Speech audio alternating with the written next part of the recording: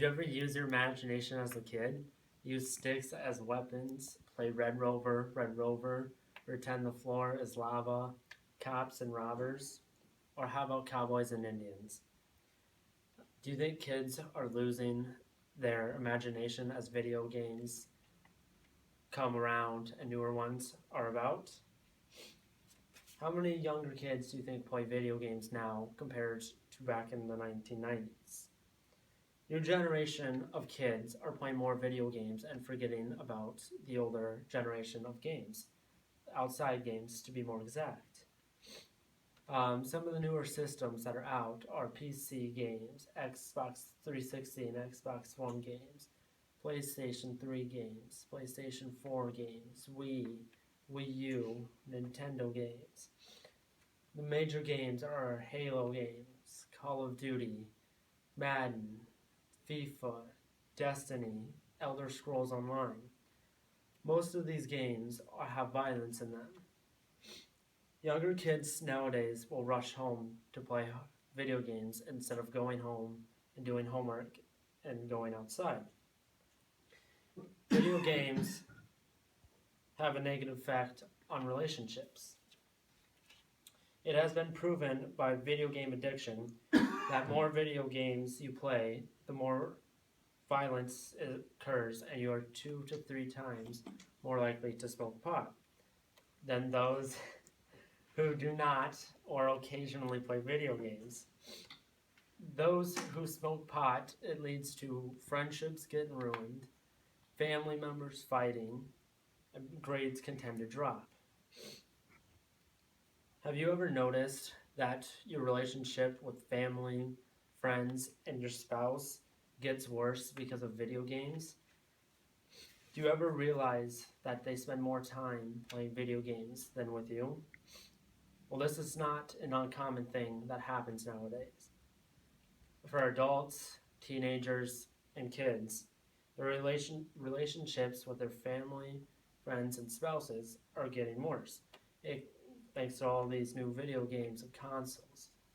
It can lead to fighting within the family, aggression, kids getting hurt, things being chucked, and much more.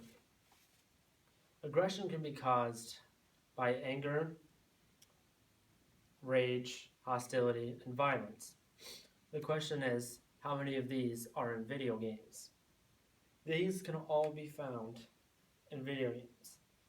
Aggression and video games are dangerous in relationships. If they both are put together, the person can become violent and deadly.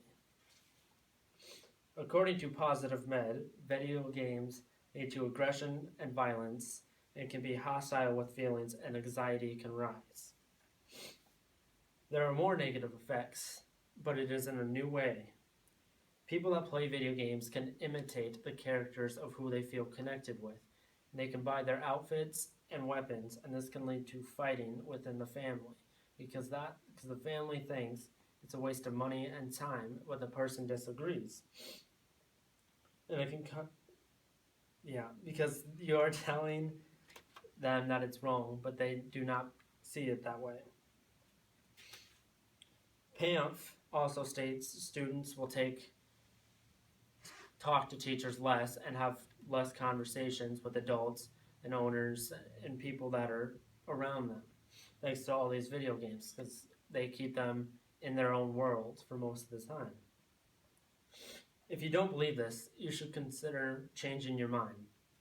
And every year this happens more and more often. Students playing video games, it leads to falling grades, fights, outside of school and inside of school. Parents might take away their phones, their computers, their games, their cars, and it can lead to anger. Some people will have more anger than others. A suitable name for this is called a chain reaction of negative effects. Let us talk about the negative effects video games have on us and what issues can arise from it. Socializing. How much socializing would you get if you are a video gamer? Honestly, you would not get much socializing with people around you if you are playing video games. It can lead to fighting, bad grades, bad health, shortness of breath, and attitude problems. When you have people that don't agree with you, it can lead to all those things can get worse. Things can be deadly. Exercise. How much exercise do you get if you play video games? You will not get much besides moving your hands and fingers. But is that really considered exercise? Exercise is very slim when playing video games. But it also depends on what type of gamer you are. If you are a hardcore gamer, you get barely any exercise. If you are a video gamer that plays occasionally, you'll get more. And if you play none, then you are more likely to get more exercise. It also depends on the age. Ages can vary, and the older you get, people tend to play more. It can lead to shortness of breath, less energy, and anger. Now, what about family? No matter if it's blood family or the family you're starting, video games can lead to less family activities, which leads to families talking less and growing apart. And communication will be less and less each time people play video games. Couples. Have you ever noticed your spouse spends more time playing video games than with you? How about friends? Do you realize your friends play more video games than spending time with you? Well, according to Dumb Little Man, this happens with couples and can leave one half of the side feeling depressed, feel like they're not worthy. And couples can fall into a pattern of using video games to avoid real life issues. For friends, this can lead to friends growing apart and fighting more often. What about occupations outside of video games? From experience, there are two types of people for this. There's the ones that play more often and that play very little. The ones that play more get less exercise and have more health issues than the ones that don't play that often.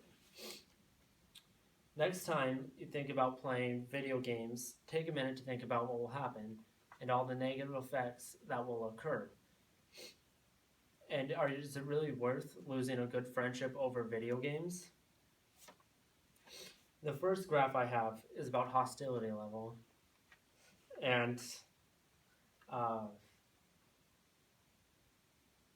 after how long you play, the higher it is.